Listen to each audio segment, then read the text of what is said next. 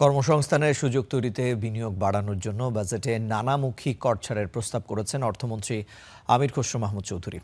রপ্তানিমুখী সকল খাতকে বন্ড সুবিধা দেয়ার তার মধ্যে অন্যতম। এছাড়া বৈদ্যুতিক গাড়ি শিল্প এবং সোলার বিদ্যুৎ খাতকে বড় কর ছাড় দেওয়ার পাশাপাশি স্থানীয় ইলেকট্রনিক্স পণ্য উৎপাদনকারকদের বড় সুবিধা দিচ্ছে সরকার। বিনিয়োগ সংক্রান্ত সকল কার্যক্রম বাস্তবায়ন তদারকির জন্য একটি উচ্চ পর্যায়ের টাস্কফোর্স গঠনের কথাও জানান অর্থমন্ত্রী।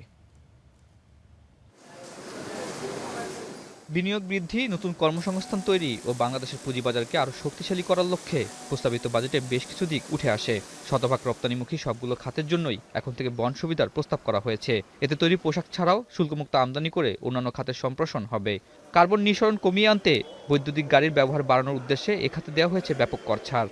এছাড়াও বিকল্প জ্বালানি হিসেবে সৌর বিদ্যুৎকে উৎসাহী করতে এ খাতে বড় কর ছাড় প্রস্তাব করেছেন অর্থমন্ত্রী। অর্থনীতিকে গতিশীল করতে বন্দরে গতি আনতে বিদেশি বিনিয়োগে উৎসাহী করা হবে। এজন্য অবডক ও আইসিডিতে বিদেশি কোম্পানিগুলো বিনিয়োগ করলে মালিকানা 49% বেশি থাকতে পারবে। নতুন বাজেট অর্থনীতিতে ইতিবাচক পরিবর্তনের সূচনা করবে।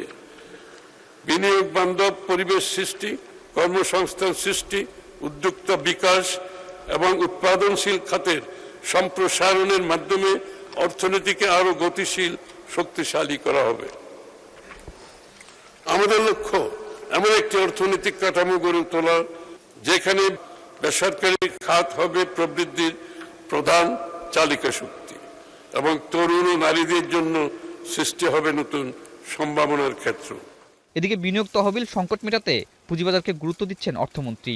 সহজ করা হবে নতুন প্রতিষ্ঠানের তালিকাভুক্তির প্রক্রিয়া, কমানো হবে নিয়ন্ত্রণগত জটিলতা, সহজ হবে ডিজিটাল ব্যবস্থা। এছাড়া পেনশন তহবিল, বীমা কোম্পানি, অ্যাসেট ম্যানেজমেন্ট কোম্পানি ও মিউচুয়াল ফান্ডের অংশগ্রহণ উৎসাহিত করা হবে। গুরুত্ব পাবে কর্পোরেট বন্ড বাজারও। আগামী দিনগুলোতে করের আওতা বৃদ্ধির মাধ্যমে কাঙ্ক্ষিত পরিমাণ কর আদায় করার মাধ্যমে ধীরে ধীরে কমিয়ে আনতে সচেষ্ট থাকব। আমরা চাইব করের হার কমিয়ে আনতে গ্র্যাজুয়ালি। একটু যদি দেশের অর্থনীতি উন্নয়নের দিকে যায় তখন ক্রমান্বয়ে কর হার কমানো হবে ইনশাআল্লাহ। বিনিয়োগ সংক্রান্ত সকল কার্যক্রম বাস্তবায়ন তদারকির জন্য একটি উচ্চ পর্যায়ের টাস্কফোর্স গঠনের কথা জানান অর্থমন্ত্রী। 1.5 দশকের বেশি সময় ধরে। আতাউর নিয়ন, স্টার নিউজ, ঢাকা।